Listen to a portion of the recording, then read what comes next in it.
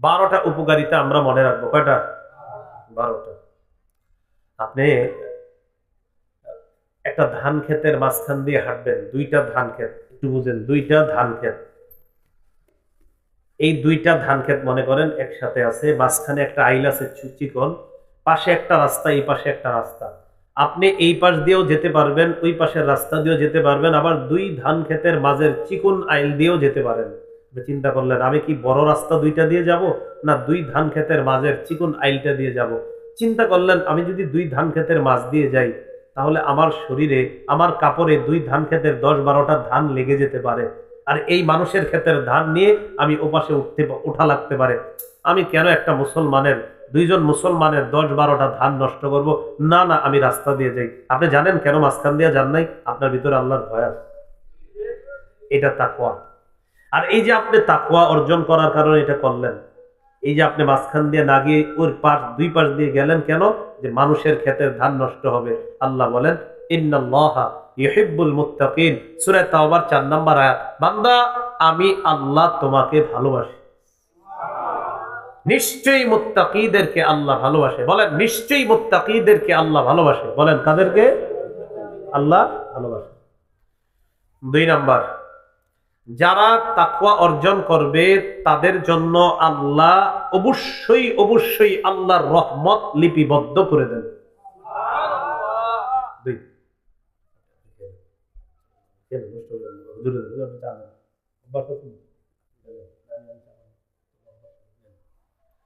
2 number, সূরা আরাফের 156 number আয়াত। আল্লাহ পাক রব্বুল আলামিন বলেন ওয়া রাহমাতি ওয়াসিআত কুল্লা শাই, আমার রহমত সব কিছুকে বেষ্টন করে আছে। ফাসআকতুবুহা লিল্লাযিনা ইয়াত্তাকুন, আল্লাহ বলেন যারা তাকওয়া অবলম্বন করে তাদের জন্য আমি আল্লাহ আমার রহমত লিপিবদ্ধ করে দেই। তাহলে তাকওয়ার 2 নাম্বার উপকার, যারা মুত্তাকি তাদের জন্য আল্লাহ রহমত লিপিবদ্ধ করে দেয়। 3 নাম্বার, যারা তাকওয়া অর্জন করে, এটা আবার বলি, রাস্তা দিয়ে হাঁটতেছেন আপনি, ইবলিস কয় নারীর দিকে তাকা। হাদিসে আসছে কোন নারী যখন বের হয় ইস্তাশরাফাহা শাইতান, শয়তান ওই নারীকে আপনার চোখে মোহনীয় করে উপস্থাপিত করে, আকর্ষণীয় ভঙ্গিতে আপনার সামনে উঠায়। ইবলিস বারবার আপনাকে কয় নারীর দিকে তাকা। আপনি চিন্তা করলেন আমি কি নারীর দিকে তাকাবো? আল্লাহ বলে নিচের দিকে তাকা। ইবলিস বলে তুমি এই বেগানা নারীর দিকে তাকাও। আল্লাহ কয় নিচের দিকে তাকাও, ইবলিস কয় বেগানা নারীর দিকে তাকা। আপনি তাকান না, নিচের দিকে আছেন। আল্লাহ বলেন ইন্নাল্লাহা মাআল্লাযীনা তাকাউ ওয়াল্লাযীনা হুম মুহসিনুন। এই যে ইবলিসের প্রতারণায় তুমি বারবার তুমি নিচের দিকে তাকিয়ে আছো, আমি আল্লাহ তোমার সাথে আছি। সূরা নাহল 128 নম্বর আয়াত। ইন্নাল্লাহা মাআল্লাযীনা তাকাউ, যারা তাকওয়া অবলম্বন করে তাদের সাথে আল্লাহ আছে। ওয়াল্লাযীনা হুম মুহসিনুন, যারা সৎকর্মশীল তাদের সাথে আল্লাহ আছেন। 4 নম্বর, যারা তাকওয়া অবলম্বন করে তাদের দুনিয়া আখিরাতে কোনো ভয় নাই। সুবহানাল্লাহ। সূরা আরাফের 35 নম্বর আয়াতে আল্লাহ বলেন ইয়া বানি আদম ইম্মা ইয়াতিয়ান্নাকুম রুসুলুম মিনকুম ইয়াকুসুনা আলাইকুম আয়াতি, হে আদম সন্তান, তোমার কাছে যদি তোমাদের কোন রসুল আসে, আসার পর আমি আল্লাহর আয়াতগুলা তোমাদেরকে বর্ণনা করে শুনিয়ে দেয়, ফামানিত্তাকা, যে ব্যক্তি তাকওয়া অবলম্বন করে ও আসলাহা, নিজের আমলকে সংশোধন করে নেয়, ফালা খাউফুন আলাইহিম ওয়ালা হুম ইয়াহজানুন, তাদের কোনো ভয় নাই, ওয়ালা হুম ইয়াহজানুন, তারা চিন্তিত হবে না, কিয়ামতের ময়দানে চিন্তিত হবে না। আল্লাহ তাদেরকে আপন রহমতে পার করার ব্যবস্থা করে দিবেন। সূরা আরাফের 35 নম্বর আয়াত। 5 নম্বর, যারা তাকওয়া অবলম্বন করে, এটা একটু মন দিয়ে শোনেন, এই বিষয়টা খুব গুরুত্বপূর্ণ। আল্লাহ প্রদত্ত একটা নূর আল্লাহ তাদেরকে দান করে, এই নূরের সাহায্যে তারা দুনিয়াতে চলতে পারে। আপনার যখন তাকওয়া অর্জন হবে, আপনি রাস্তা দিয়ে হাঁটলে ওই নূর আপনাকে গুনাহ করতে দিবে না, ওই নূর আপনাকে গুনাহ করতে দিবে না, কারণ আপনি তাকওয়ার কারণে এমন এক নূর পাইছেন, আপনার গুনাহ করতে মন চায়, ওই নূর আপনাকে গুনাহ করতে দেয় না। আমি না আল্লাহর নূর দ্বারা না, আপনি প্যাকেটের মধ্যে আছেন, আপনি গুনাহ করবেন কিভাবে? আপনি আল্লাহর নূরের প্যাকেটে আছেন। সূরা হাদীদের 28 নম্বর আয়াত আল্লাহ বলেন ইয়া আইয়ুহাল্লাযীনা আমানুত্তাকুল্লাহ ওয়া আমিনু বিরাসূলিহি ইউতিকুম কিফলাইনি মির রাহমাতিহি ওয়া ইয়াজআল লাকুম নূরান তামশুনা বিহি ওয়া ইয়াগফির লাকুম।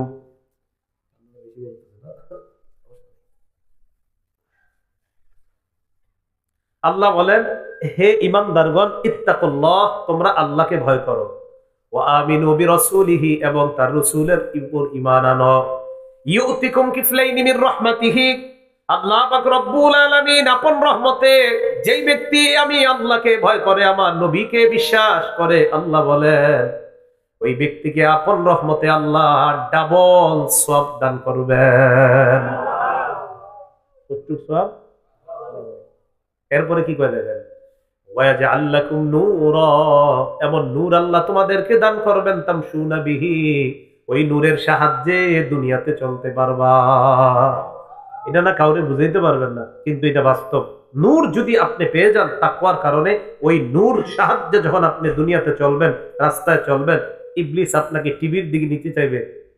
নূরের প্যাকেটে তো আছেন আপনি কিভাবে আপনি টিকিট দিয়ে ওই টেলিভিশনের দিকে তাকাবেন ইবলিস আপনাকে গুনাহ করাইতে চাবে যা আপনি করবেন না। কেন জানেন? কারণ আপনি আল্লাহ প্রদত্ত নূরের সাহায্যে চলতেছেন।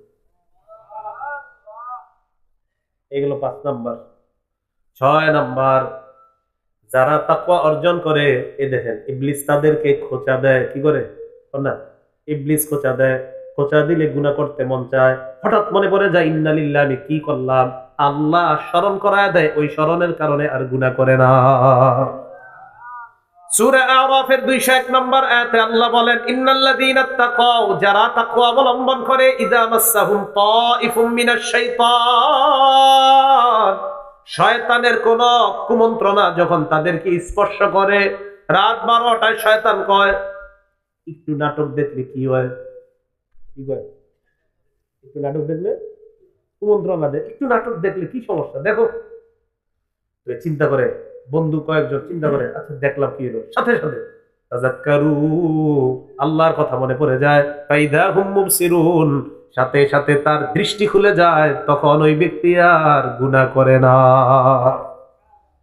শয়তান কুমন্ত্রণা দেয় আল্লাহকে মনে করে।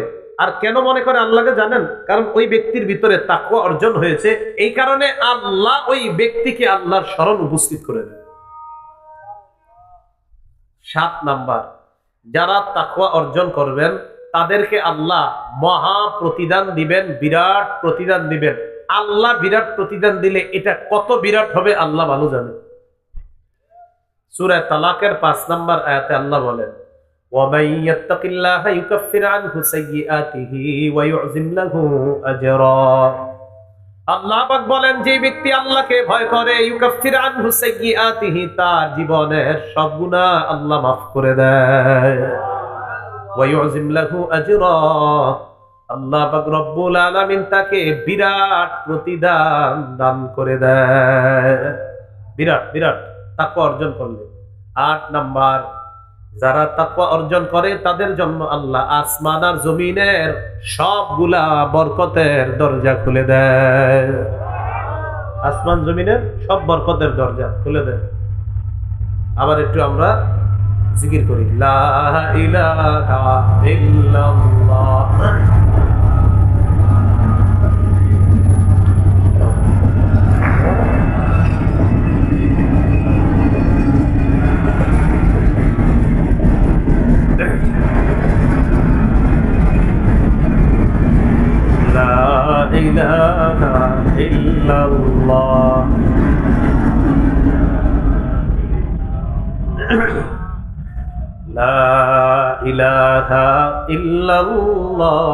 মুহাম্মাদুর রাসূলুল্লাহ সাল্লাল্লাহু আলাইহি ওয়াসাল্লাম। 8 নাম্বার কথাটা গুরুত্বপূর্ণ, ট্রেন যাওয়ার সময় বললে বুঝতেন না। তো 8 নাম্বার যারা তাকওয়া অবলম্বন করবে আসমান জমিনের বরকতের দরজাগুলো আল্লাহ খুলে দিবেন। সূরা আরাফের 96 নাম্বার আয়াতে আল্লাহ বলেন ওয়ালাউ আন্না আহলাল কুরা আমানু ওয়াত্তাকাউ লাফাতাহনা আলাইহিম বারাকাতিম মিনাস সামাই ওয়াল আরদ। গ্রামবাসী যদি ঈমান আনত ওয়াত্তাকাউ তাকওয়া অবলম্বন করত, এলাকার নাম কি রাজাবাড়ি, রাজাবাড়ি দক্ষিণ পাড়ার সবগুলা মানুষ যদি মুত্তাকি হয়ে যাইত, লাফাতাহনা আলাইহিম বারাকাতিম মিনাস সামাই ওয়াল আরদ, আল্লাহ বলেন আমি তাদের জন্য আসমান জমিনের বরকতের সবগুলা দরজা খুলে দিতাম। আপনি, আপনার বিবি, ছেলে মেয়ে সবাই খুব মুত্তাকি, আল্লাহরে ভয় করেন, হারাম ছুঁয়েও দেখেন না, যা কিছু চেষ্টা করেন হালাল গ্রহণ করার, হারাম মোটেই আপনারা হাত দিতে চান না, আপনারা তাকওয়া অবলম্বন করেন, আল্লাহকে ভয় করেন। ছেলেটাও মাশাআল্লাহ, মেয়েটাও মাশাআল্লাহ, দুষ্টামি যাই করে কিন্তু কোনো নাফরমানি করে না। ছোট মানুষ দুষ্টামি করে কিন্তু ঘরের মধ্যে তারা এমন তরবিয়ত পেয়ে বড় হচ্ছে যে বড় হওয়ার পর গুনাহের দিকে যায় না। খুব সহজ সরল ছেলে মেয়ে দোনোটা। এরা একটু চালাক চতুর অন্য দিক দিয়ে হলেও কিন্তু বিভিন্ন ক্ষেত্রে অন্য মানুষের 500 টাকা পড়ে থাকলেও এই ছেলেটা ধরে না, এই মেয়েটা ধরে না, কারণ এরা ছোটবেলা থেকে এইভাবে বড় হয়েছে। মা বাবা ছেলে মেয়ে সবগুলার ভিতরে একটা তাকওয়ার একটা ছোঁয়া তাদের মাঝে আছে। আল্লাহ পাক রব্বুল আলামিন ওই ঘরে গায়েব থেকে রিজিকের ফয়সালা করবে। 9 নাম্বার, যারা তাকওয়া অবলম্বন করবে গায়েব থেকে রিজিকের ফয়সালা হবে। কোত্থেকে?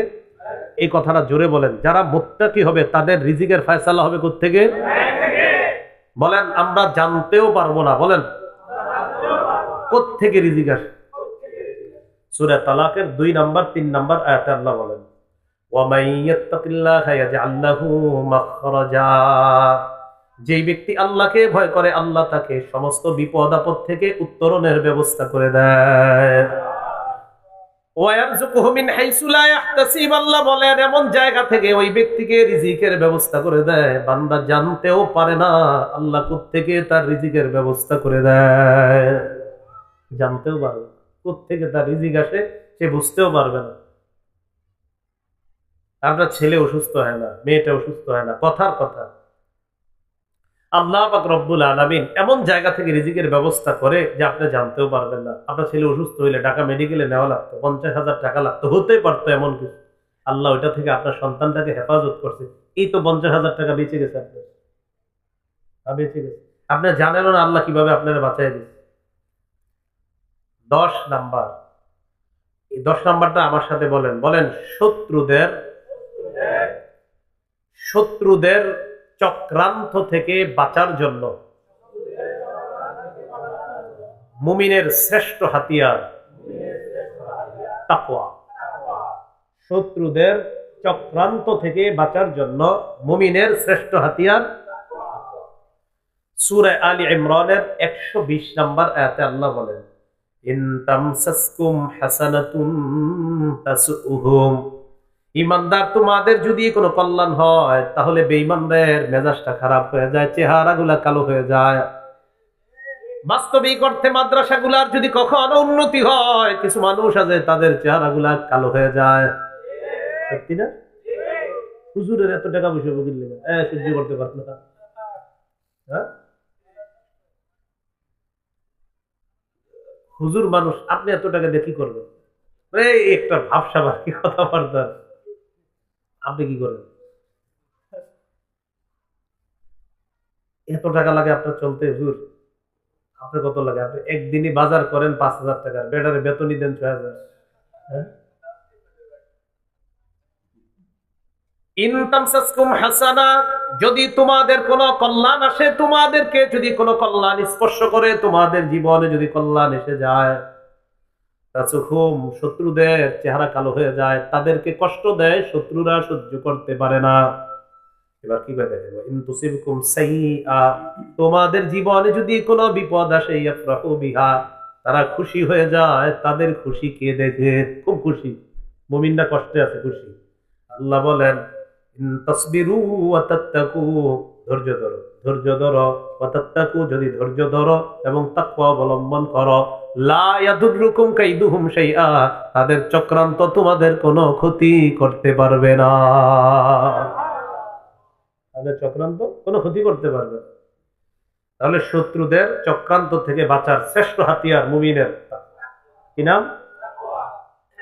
11 নাম্বার, বলেন শেষ ভালো ফলাফল। বলেন, মুত্তাকিদের শেষ ভালো ফলাফল কাদের? মানে আপনি আজকে লাভবান, উনি লাভবান, উনি সফল, উনি সফল। আল্লাহ কয় না, চূড়ান্ত সফলতা মুত্তাকিদের। আমি সফল, আপনি সফল, অমুকে সফল, তমুকে সফল। আল্লাহ কয় চূড়ান্ত সফলতা মুত্তাকিদের।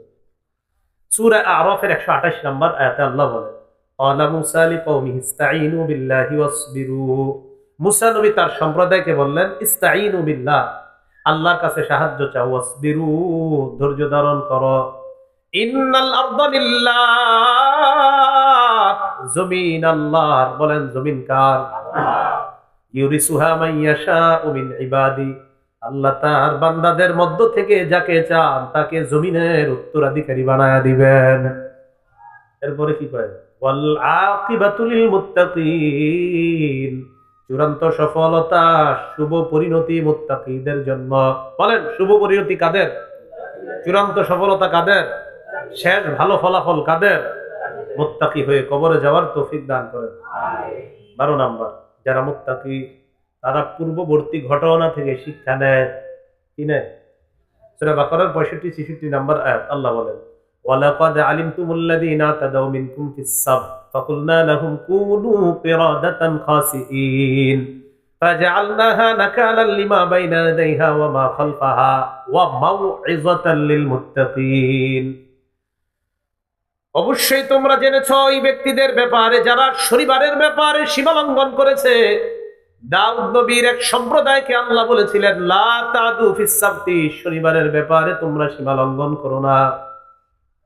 আল্লাহ বলছেন শনিবারে তোমরা মাছ ধরবা না, এই হুকুম আল্লাহ তাদেরকে দিলেন। মাছ না ধরার জন্য বললেন, ইস্তাতিহিম হিতানুহুম ইয়াওমা সাবতিহিম শুরআ ওয়া ইয়াওমা লা ইয়াসবিতুনা লা তাতিহিম কাযালিক। শনিবারে মাছ বেশি আসে। আল্লাহ নিষেধ করতে কিবারে ধরতে? মাছ আসে কিবারে বেশি? নদীর পাশে কিবারে বেশি আসে? যারা চিন্তা করে এত মাছ কেমনে সহ্য করি, কি করছে? আল্লাহ কইছে না ধরতে। আমরা এক কাম করি, মাছ আটকানোর ব্যবস্থা করি, রবিবারে ধরবো। শনিবারে ধরা নিষেধ, আটকানো ধরা নিষেধ না। কি ভয়ঙ্কর কথা! আল্লাহ বলছে ধরা নিষেধ মানে কোনোভাবে এটা কৌশল অবলম্বন না করা। এরা কয় কি, আমরা এক কাজ করি, এমন কিছু কৌশল করি মাছ লাফায়া লাফায়া যাতে ওইটার মধ্যে পড়ে, রবিবারে গিয়ে ধরে এলাম। যেই ভাবনা সেই কাজ, তারা সীমালঙ্ঘন করলো, মাছ ওইভাবে আটকায়া পরের দিন গিয়ে ধরে। আল্লাহ বলে কুনু কিরাদাতান খাসিঈন, তোমরা বানর হয়ে যাও। এই মানুষগুলাকে আল্লাহ নিকৃষ্ট বানর বানায় দিলেন। আল্লাহ বলেন ফাজআলনাহা নাকালান লিমা বাইনা ইয়াদাইহা, এই ঘটনা আমি পরবর্তীদের জন্য নিদর্শন বানাইলাম। ওয়া মাউইযাতাল লিল মুত্তাকিন, মুত্তাকিদের জন্য এই ঘটনা আমি আল্লাহ ওয়াজ বানায়া দিলাম। কি বানাইলাম? ওয়াজ। মুত্তাকিরা এই ঘটনা থেকে শিক্ষা নেয়, উপদেশ গ্রহণ করে। আমি তাদের জন্য এই ঘটনাকে উপদেশ হিসাবে রেখে দিলাম। তাহলে মুত্তাকিরা পূর্ববর্তী কোন সীমা লঙ্ঘনের ব্যাপারে তারা সতর্ক, তারা ওখান থেকে সবক নেয় যে সীমা লঙ্ঘন করলে আল্লাহ ধ্বংস করে দিতে পারে। এটাই আল্লাহ বললেন,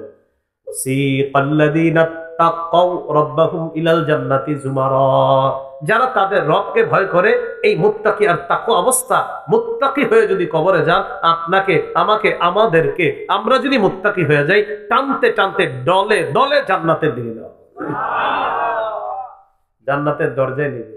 দরজায় যখন যাব, যাওয়ার পর হাত্তা ইদা জাউহা ওয়া ফুতিহাত, দরজায় যাওয়ার পর দরজা সবগুলা খুলে দেওয়া হবে, সবগুলা দরজা খুলে দেওয়া হবে।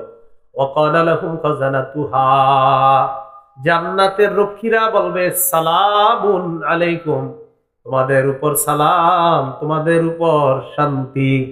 তাদেরকে বলবে? জান্নাতীদেরকে। তৈবে তোমরা কল্যাণময়, ফাদখুলুহা খালিদিন, চিরস্থায়ীভাবে তোমরা চিরস্থায়ী বসবাসের জান্নাতের মেহমান হয়ে যাও। তাহলে মুত্তাকিদের শুভ পরিণতি, শেষ ফলাফল কাদের জন্য? মুত্তাকিদের। এই মুত্তাকিদেরকে ফেরেশতারা সালাম জানায়া, স্বাগত জানাতে জানাতে তাদেরকে জান্নাতে প্রবেশ করাবেন। আল্লাহ পাক রব্বুল আলামিন আমাদের সকলকে যে কথাগুলো বললাম শুনলাম, তাকওয়া অর্জন যেন আমরা করতে পারি, মুত্তাকি যেন হতে পারি, তাকওয়ার গুণে গুণান্বিত হয়ে যেন আমরা দুনিয়া থেকে বিদায় নিতে পারি। আল্লাহ তৌফিক দান করেন। তাকওয়ার আরেকটা বৈশিষ্ট্য আছে, সর্বশেষ। কি আছে বলেন তো? সেটা হলো কোন আলোচক উঠে গেলে শ্রোতারা না উঠা। কোন আলোচক উঠে গেলে কারা না উঠা? জোরে বলেন, কারা না উঠা? এই কারণে না উঠা, যে একজন আলোচক উঠে গেলে আমরা যদি উঠে যাই, পরের আলোচক যিনি বসবে, আমরা যখন চলে যাব তিনি কষ্ট পাবে, আর তাকে যদি কষ্ট দেই এতে আল্লাহ নারাজ হবে। তার মানে আল্লাহকে নারাজ করাটা এটা ঠিক হবে না। তখন যার মধ্যে তাকওয়া থাকবে, যার মধ্যে আল্লাহর ভয় থাকবে, সে চিন্তা করবে না না আল্লাহকে আমি নারাজ করি কিভাবে। একজন আলোচক উঠে যাক, সমস্যা কি, পরের জন যিনি আসবে তিনিও তো কোরআন হাদিসের কথা বলবে, সেটা আমরা শুনবো, সমস্যা নাই তো। তাহলে যাদের মধ্যে তাকওয়া আছে তারা এটা বুঝবে যে আল্লাহকে নারাজ করা যাবে না। কারণ একটা আলোচক কষ্ট পাওয়া মানে আল্লাহ কষ্ট পাওয়া, মেহমানকে কষ্ট দেওয়া, এটা তো আরো বড় অপরাধ। কথা কি বুঝে আসছে? সবার বুঝে আসছে? তাহলে আপনারা কোনো আলোচক উঠে গেলে, এটা এই মাহফিলে না, যে কোনো মাহফিলে সবাই মিছিল দিয়ে উঠে যাওয়াটা, এটা কষ্ট দেওয়া, এটা মানুষকে কষ্ট দেওয়া, এটা মুসলমানকে কষ্ট দেওয়া। তাহলে এই কষ্ট আমরা দিব কাউকে? আল্লাহ আমাদের সকলকে যে কথাগুলো বললাম শুনলাম আমল করার তৌফিক দান করেন। আমিন ওয়া আখিরু দাওয়ানা আলহামদুলিল্লাহি রাব্বিল আলামিন। আসসালামু আলাইকুম ওয়া রাহমাতুল্লাহি ওয়া বারাকাতুহু।